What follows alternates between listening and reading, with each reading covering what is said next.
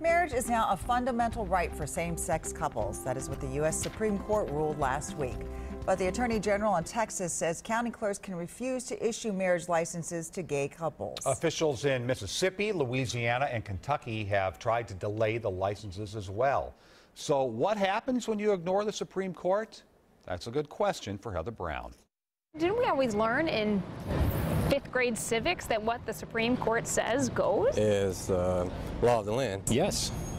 That's the final ruling. Or is it? This is the opinion of the Texas Attorney General, saying clerks have religious freedoms and can't be forced to issue marriage licenses because of their religious objections. Supreme Court rejected that argument effectively. David Schultz teaches law at Hamlin. What happens when you ignore the Supreme Court? Okay, all kinds of nasty things can happen. Article 6 of the U.S. Constitution says, the Constitution shall be the supreme law of the land. The way our Constitution has evolved, the U.S. Supreme Court gets the final word on what the Constitution means. Oh, they're not playing by the rules. First thing you would do is go to a local court and ask for an order from the court. If the clerk refuses it, then you go back to court and you have the court issue a contempt citation. Ignoring the Supreme Court doesn't happen much anymore. But in 1957, President Eisenhower ordered troops into Little Rock to follow the court's school desegregation order. That we are a nation in which laws, not men, are supreme. This is not one of those situations where you're going to bring out troops and put them in a courthouse,